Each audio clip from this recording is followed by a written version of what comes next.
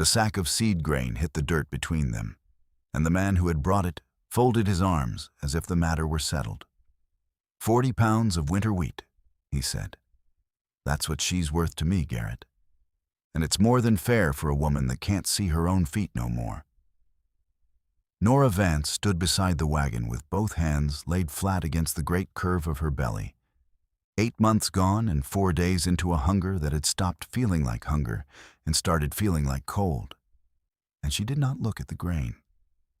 She looked at the sky over Kettle Bend, Kansas, in the raw end of February, '85, where the snow had quit and left the world the color of an old bruise.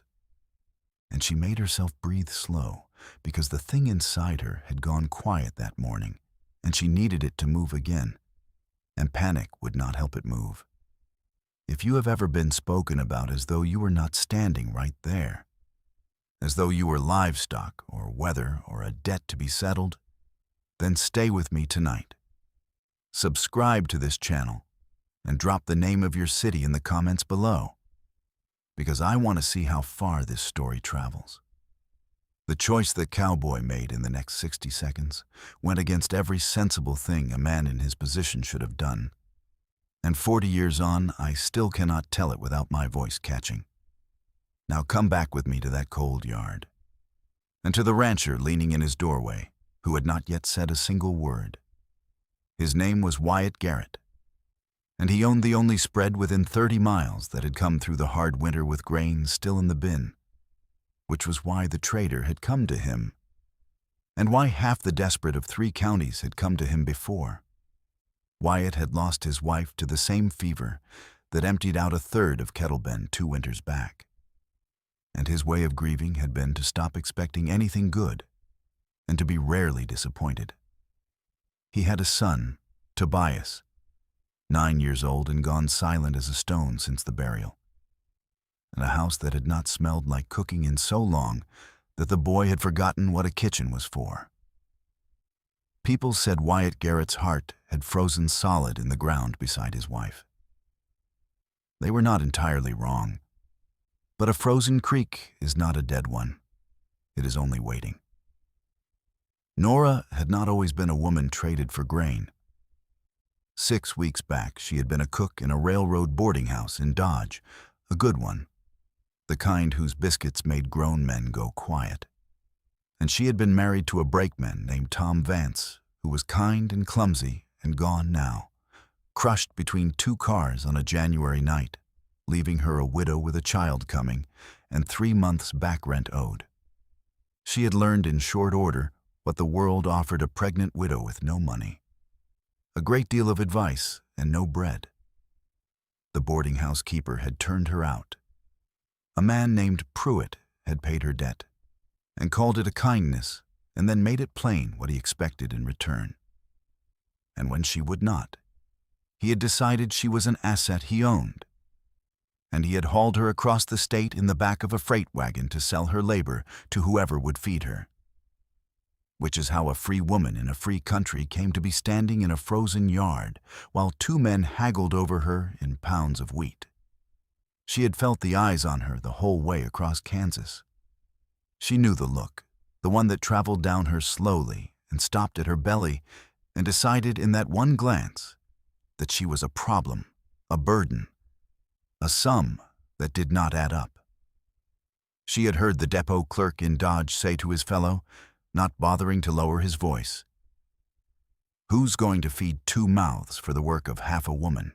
Nora had picked up her 1 carpet bag with both hands and walked out of that depot with her back straight, and she had not stopped walking until she was out of their sight. And then she had leaned against a fence post for exactly as long as it took. And then she had stood up and gone on, because the child needed her standing. And she had learned a long while ago that stopping only gave them the pleasure of watching it hurt. Now Pruitt, the man with the grain offer, was running out of patience. "Take her or don't," he said to Wyatt. "She cooks, she cleans, she's strong enough yet. The brat's a few weeks off, and that's your lookout, not mine. 40 pounds, and she's your trouble." He said it the way a man drops something he has already decided has no value. And Nora, who had spent 6 weeks refusing to flinch, felt the cold go all the way through to the center of her. Because she understood that she had no say in this, that she was about to be handed across like a sack herself, and the only thing left to her was to keep her face still, so that none of these men would have the satisfaction of watching her break in the open. Wyatt Garrett came down off the porch. He crossed the frozen yard slow, with his hat in his hands, and he did not look at Pruitt, and he did not look at the grain. He stopped in front of Nora, and he looked at her the way you look at a person to find out who is actually in there. Not at her belly, not at her worn coat, at her face. And whatever he found there made something shift behind his own. Then he turned and looked at Pruitt, and he said it plain. "I don't buy people." A pause that the whole yard fell into. "But I'll hire a cook. Fair wage, room and board, doctor when her time comes. She's free to leave the day she wants to." He pulled the wad of bills from his coat that he kept for the spring seed, and he held it out. More than the woman's labor was worth, more than the grain, more than cents. "That's for your trouble of bringing her. And if I hear you've laid claim to another soul like she was stock, I'll come find you. Now get off my land." That was all. Men like Wyatt Garrett do not make speeches. They make a thing true and then stand inside it. Pruitt took the money, because greed is faster than pride, and he loaded his grain back up, grumbling that the rancher was a fool, and he drove off, and the yard was very quiet. Nora stood with both hands on her belly and felt the child finally move, one slow roll, like something turning over in its sleep, and she shut her eyes for the length of one breath.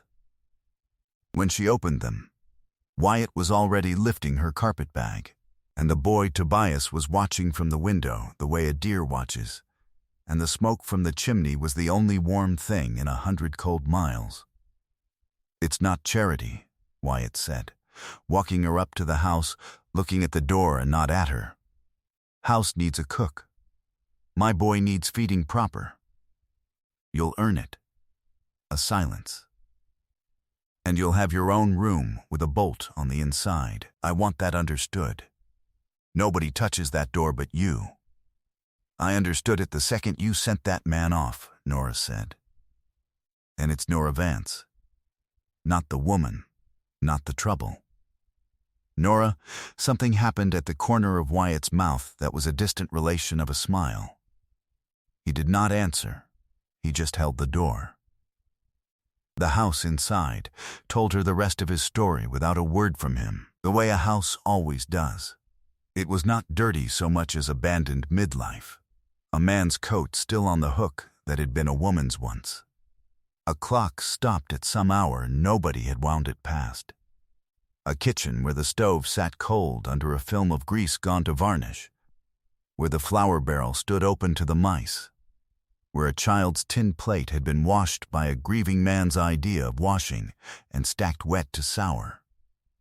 It was the look of a place where somebody had quit caring about surfaces on the day they lost the person who made surfaces matter. Nora set her bag down. She found an apron stiff on a nail and beat the dust from it against the doorframe, and she tied it on over her belly as far as it would reach, and she rolled her sleeves to the elbow. Wyatt stood in the doorway as if he meant to say something, then didn't, and went out to the barn, which was its own small mercy. She found the boy before she found the broom.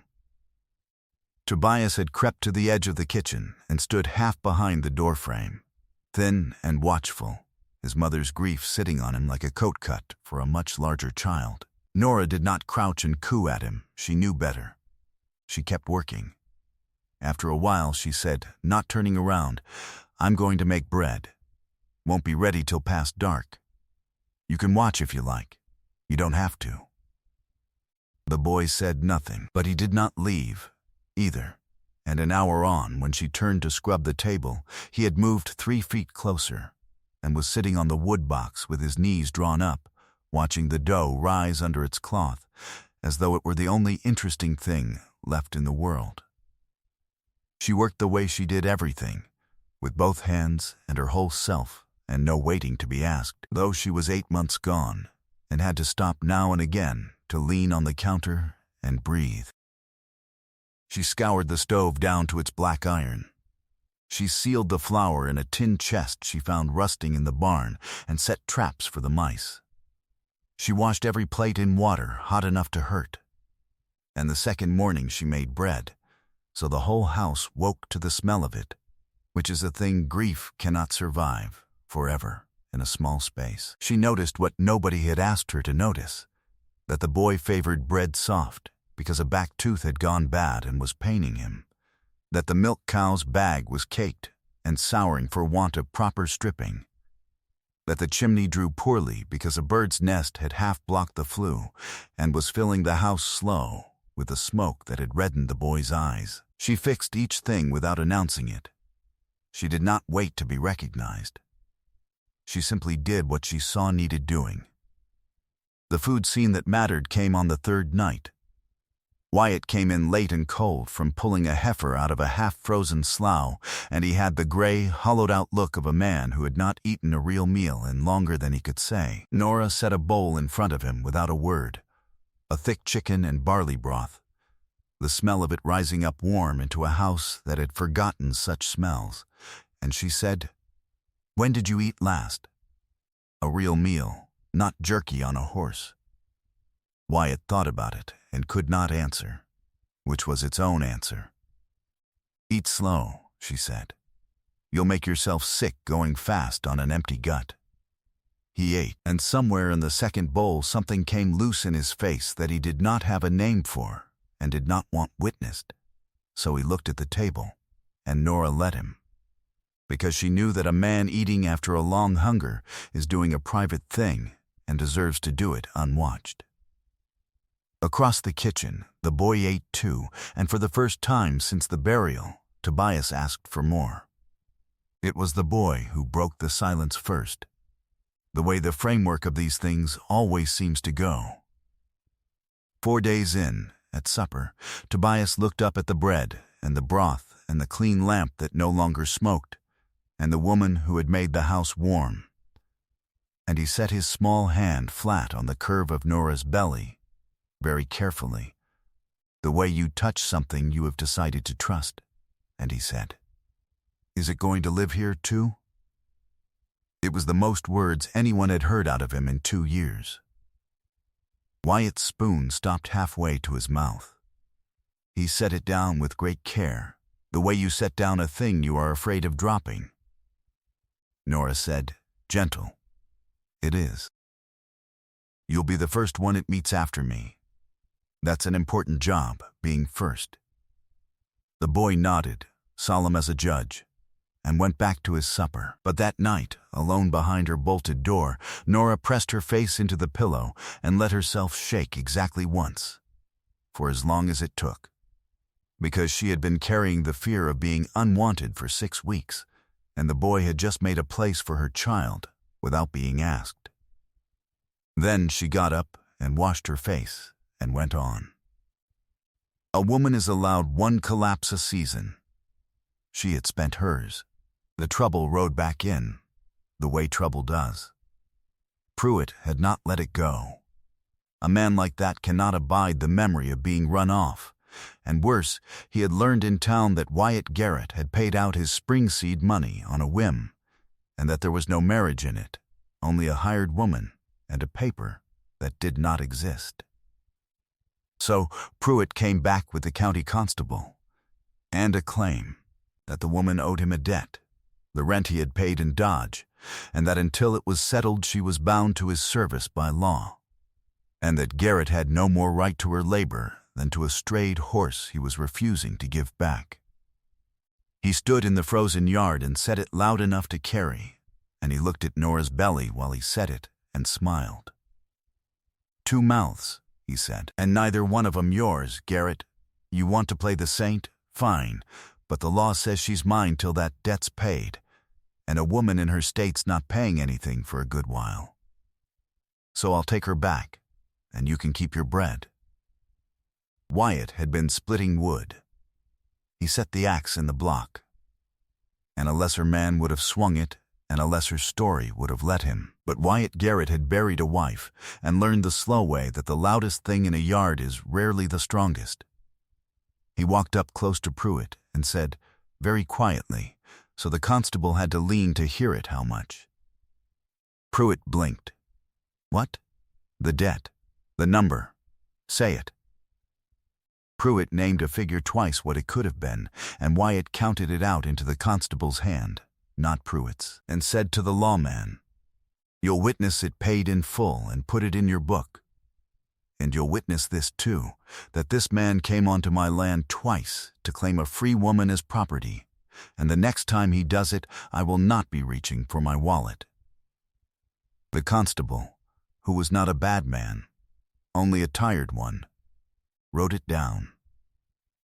And Nora, standing in the doorway with her hands on her belly, understood that she had just been bought free instead of bought, which is a different thing entirely, and is in fact its opposite. That night Wyatt spoke. It came out of him sideways, the way the deep things do. They were at the table after the boy had gone to bed, and he was turning his coffee cup in his hands, and he said, looking at the cup, "Sarah died, asking for water. That's the last thing. Not a word for me, not for Toby. Just water. And I brought it, and she couldn't swallow it." His voice did not break, which was worse than if it had. A man's supposed to be able to fetch his own wife a drink of water. I couldn't do that one thing. He stopped. The lamp hissed. "Haven't said her name out loud since we put her down. Don't know why it's coming out now." Nora did not tell him it was not his fault, because he knew that, and it had never once helped. She did the only thing worth doing. She stayed. She sat across the lamplight from him with her hands folded on the great curve of the child she carried, and she did not look away, and she did not fill the quiet, and her staying said the one thing that needed saying. "I am here, and this is real, and I will not pretend it is less than it is." After a long while he looked up at her, and something in his face had come unfrozen, the way the creek lets go in spring with a sound like the whole country cracking open. "Sarah," he said, just to find that he could. And then, quieter, "Thank you, Nora." It was the first time he had said her name, and he said it like a man setting down a load he had carried too far and too long. The baby came early, in a March blizzard, 3 weeks before her time, and at the worst hour of the worst night, with the doctor 20 snowbound miles away and not coming. It was Wyatt who saddled up anyway and turned back when the drifts swallowed the road to the horse's chest. And Wyatt who came in white and frightened and said the doctor was not coming, and what did she need? And it was Nora, in the grip of it, who told him in a voice gone flat and certain what to fetch and how, because she had attended 3 births in the boarding house and knew more than he did and was not about to die of his fear.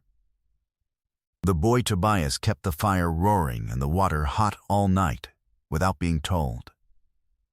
Toward dawn, in the deepest cold, a daughter came into the world in a frozen Kansas ranch house, squalling and furious and alive, and Wyatt Garrett, who had not been able to fetch his first wife a glass of water, wrapped this new small life in the warm blanket they had laid by the stove, and put her into the arms of the woman the world had tried to sell for 40 pounds of wheat. And his hands were shaking, and he did not try to hide it. The reckoning came at the church. The spring Sunday they took the baby to be blessed, and the whole of Kettle Bend was there, because word had got around of the woman sold for grain, of the rancher who would not buy her, of the night the doctor did not come, and the child that lived anyway. They came partly to gawk, and Pruitt came too, because he had heard there was no marriage, and had filed, out of pure spite, a last paper questioning by what right a stray woman and her fatherless child were living on Garrett land and drawing on Garrett name, and he meant to shame her in front of God and the county both. He stood up in the back of the church when the minister asked the form question of any objection, and he said loud, "That woman's no wife, and that child's got no claim, and everybody here knows how she came to be in that house. She was for sale, and he wouldn't even pay it proper. There's no covenant in that. There's no family in that." He looked around for the laughter he expected. Nobody laughed. Because the people of Kettle Bend had watched all winter. They had seen the smoke from the Garrett chimney every dawn, seen the boy who had not spoken in 2 years saying his catechism clear in the churchyard, eaten Nora's bread at the spring social, and gone back twice without knowing whose hands had made it. And then Wyatt Garrett stood up, with the baby on his arm and the boy at his side, and he did not raise his voice. He had used words sparingly his whole life, and he used them sparingly now, in front of every soul who had heard how she came to him, and he used them plain. You all heard she was sold. He let it sit in the rafters. She was. A man tried to trade a living woman and her unborn child for 40 pounds of wheat in my yard, in front of my son. He looked along the pews. I didn't buy her. You can't buy a person. But I'll tell you what I did do. I watched her bring my boy back from a grief I'd given him up to. I watched her save my stock and clear the flu that was poisoning us slow, and feed my child the first real meals he'd had in 2 years. I watched her bring a baby into the world in a blizzard, with no doctor and no fear, when I was no use to anyone but the fire. He turned to Pruitt. You want to talk about who's got a claim on who? That little girl has a claim on me. So does her mother. And if every acre I own washed into the river tonight, I'd still be the richest man in this county, because of what walked into my house in February, with both hands on her belly and her chin up while 2 men sold her like a sack. Then he turned to the minister, and 4 words. Ask her if she'll have me. The minister, an old man who had married a great many people and seen very few mornings like this one, looked at Nora. Will you have him, ma'am? Nora Vance stood up in the church with her daughter in her arms, in the dress she had let out herself with her own thread, and she did not flinch, because she had not flinched once in 6 weeks of being looked at like a debt. And that was the whole reason every person in that room had come. I will, she said, and the congregation, which had come to feel something like superiority, discovered it had nothing left to feel superior about, and the better among them felt a thing turn over in their chests that they would carry home and be quietly improved by. Pruitt's paper meant nothing the moment the vows were spoken true, and the constable, who was in the 3rd pew with his hat on his knee, made a point of folding the thing up and handing it back to him. And Pruitt left before the blessing, the way such men do, unable to watch the thing they tried to ruin go right. They drove home in the soft, early dark, with the boy half asleep against Nora's side, and the baby warm against her chest. And the snow was gone to mud, and the mud was going to green, because the worst of the winter had broken while none of them were watching, the way it always does. By summer, the flour barrel had a lid, and the chimney drew clean, and the boy talked from sunup to dark, mostly to the baby, whom he had appointed himself in charge of, and guarded like a small, fierce dog. Wyatt fixed the clock and wound it, and it kept time again. The bread came out of the oven every morning of the world. The town learned her name, and said it with respect, and the ones who had heard how she came and thought the worst were the gentlest with her now, the way people are when they are working off a debt they will never quite name out loud. Years later, 19 of them, that same daughter, born in a blizzard to a doctor who never came, would be married under the big elm by the Garrett well. And Nora would stand at the back in a good dress she had sewn herself and watch. taking up every inch of the life she had built with both hands. She never once apologized for the space she filled in the world, nor for the child she had carried into it through a winter that meant for both of them to die. She had been handed across a frozen yard like a thing to be owned. She had walked off that same ground, a free woman, a wife, a mother twice over, and the wealth of a hard county. She was not a debt. She was not for sale. She never had been. She was the one who would not flinch. And she was home.